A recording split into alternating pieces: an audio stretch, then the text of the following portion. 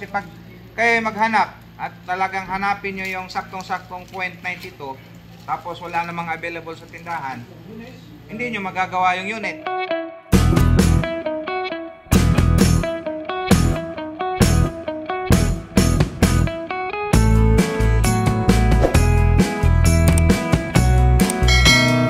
Nakabili na tayo ng piyesa para sa microwave na to.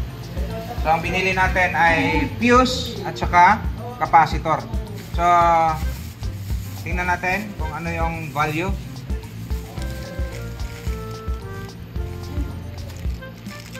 So ang value niya ay 0.85. So wala tayong nakuha ang sakto na 0.95. Ang pinalit na 0.92, ang papalit natin is 0.85. So okay lang yan, pares lang yan. Hindi ganun ka big deal yan pag yan ang value. Kasi pag kayo maghanap at talagang hanapin nyo yung saktong-saktong 0.92 tapos wala namang available sa tindahan, hindi nyo magagawa yung unit.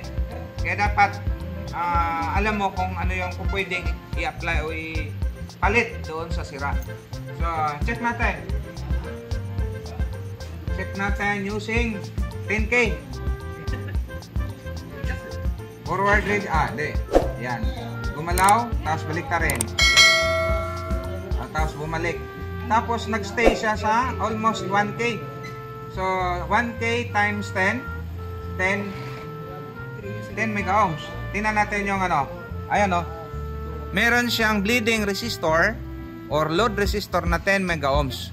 Para pag merong charge to na almost 2,100 volt AC, i-discarga niya habang di ginagamit. So yun yung purpose kaya meron siyang bleeder sa loob. Okay. So good to siya. Ikakabit na natin yon. Tanggalin natin itong mga pyesa dito, ilipat dyan. Tapos testing natin. Sarado kung okay na.